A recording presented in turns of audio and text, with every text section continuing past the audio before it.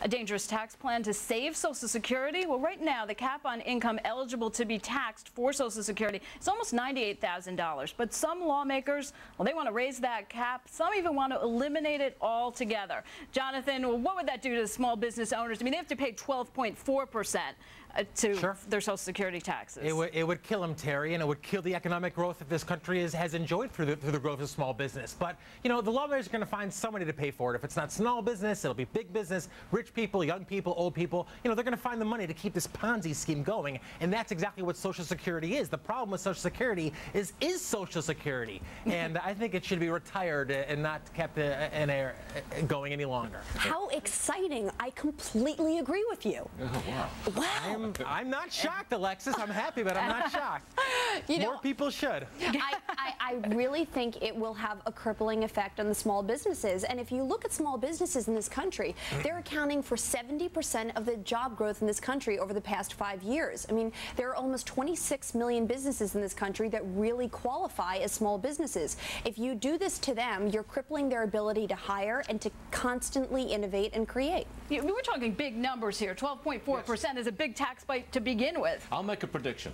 The Democrats raise the taxable amount to say $130,000. Okay? And what will that do? For a small, okay, that will mean as of next year that a small business owner will pay an extra $3,400 a year in tax on Social Security tax at 12 point whatever it is percent.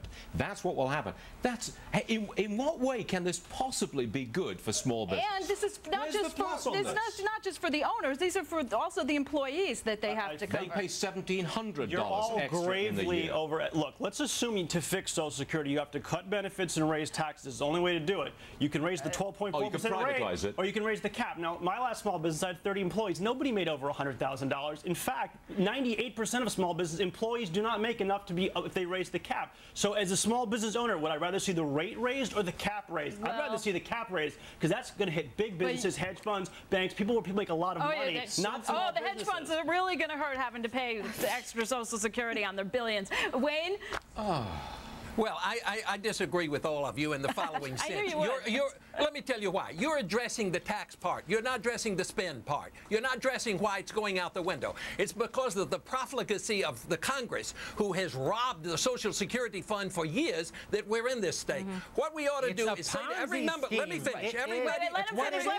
Please let me finish. Everybody in Congress should pay that tax themselves. They should be volunteers. They shouldn't get a salary, and that'll stop this stuff real quick, because they're all morons and thieves. Well, the question is, I mean, do we actually believe that even raising this is really going to help Social Security? I mean, that's the thing I can't get past is, do we believe this is actually going to help the problem? The problem is so big. Is this one thing going to help it? But Alexis, let's say I could show you a PowerPoint that said it could be done. Would you then still be in favor of even continuing Social Security as a system?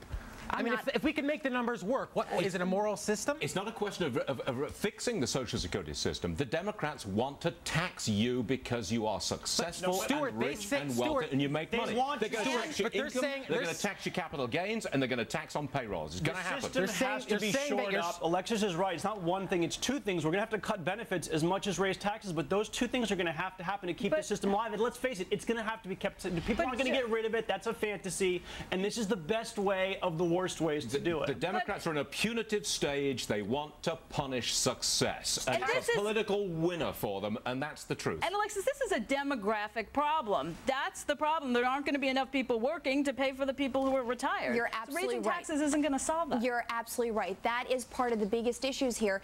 And you know, going back to what Jonah said, there are two ways you got to look at this, and you have to look at the benefit situation, and you have to say to yourself, what is the healthy solution? If it's not going away, I just don't think this is the solution. And Stuart, I believe me, I'm in your camp here, but we got to come up with, like, maybe we need to just start fresh now. All they want is your money. That's the last word. Okay, that is the last word from Stuart. Thanks, everybody. Well, John.